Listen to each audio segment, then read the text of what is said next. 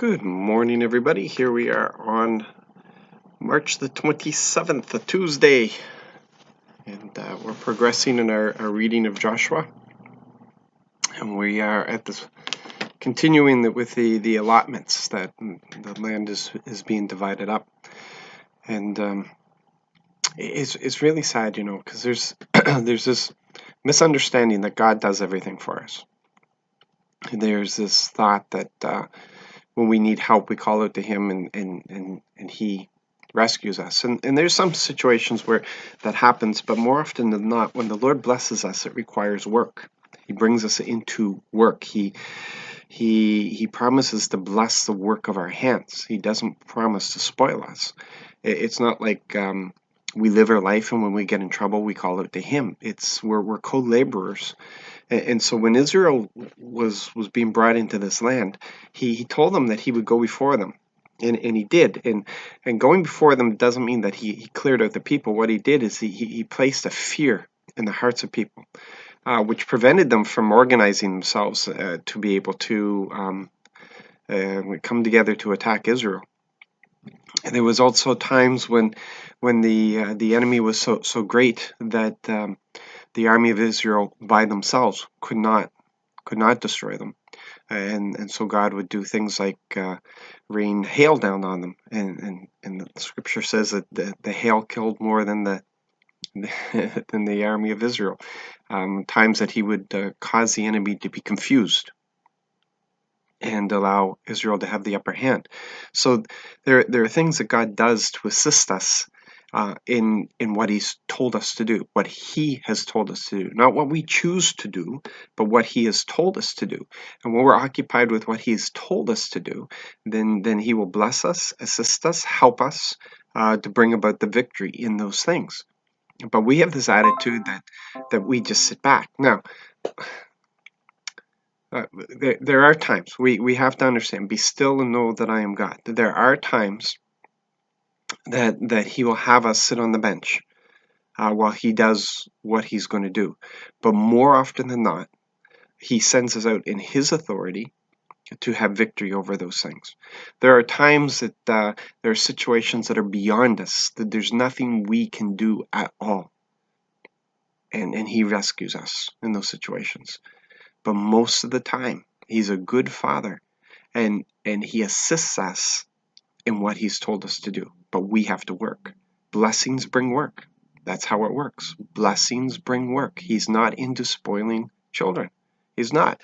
So we have this situation where Joshua ends up telling them off. There's 7 tribes that have not moved in to their territory at all. And he said, what are you guys waiting for? Move in, take it over. And he had them take a survey so that they would understand that this is their land. Now they have to go in and clear it. When we look at Joseph's house came to him,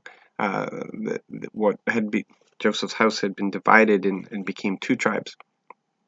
And they were saying that they were so numerous that they needed more than what they had been allotted.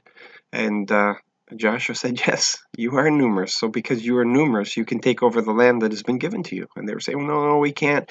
The Canaanites in the valley have iron chariots.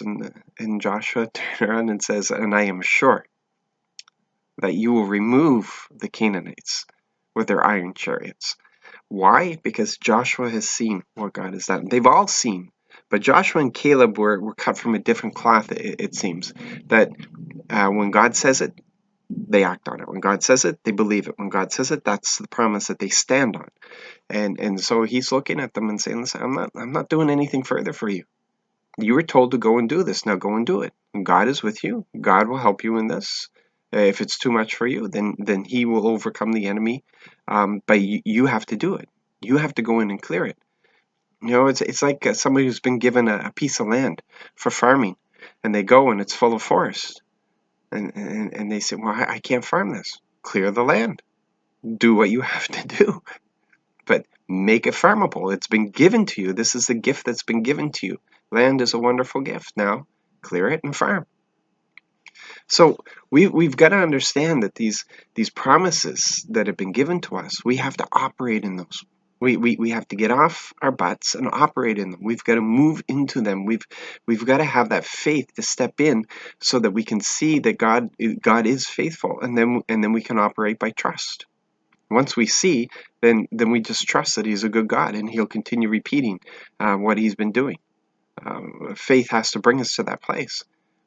Come on, people. These are the promises that have been given to us, so let's operate in them. Let's do it. He says He wants to bless us. He wants to prosper us. He wants to increase us. He wants to multiply the work of our hands. That's blessing. He wants to bless the work of our hands, which means multiplication, which means that whatever we do, He will multiply so that the result of it, the fruit of it, will be so much more than what we could do in the natural. He wants us to produce wealth. Why? Why does He want all this? Because He wants to glorify Himself. It's about Him. He wants to glorify Himself, and He wants the whole world to know Him. So I just want to encourage you today. Don't turn away from it. Step into it. Walk into it. Overcome. He's made you an overcomer. He's given you authority. He will assist you in all these things. You don't do it by yourself. He said that he'll go with us. He's with us all the way. Why do you think He inhabits us? So be blessed, be encouraged, be more than you've ever been before. Be what He's called you to be in Him. You are fantastic. You are intelligent. You are beautiful. You're full of peace and joy, and you walk in a righteous path. That's who you are, because you are a child of God. Say that today. I am a child of God. I am. And understand, when you say that, I am a child of God, everything that comes with that, all the promises and all the responsibility. Be blessed, be encouraged, and be used by Him.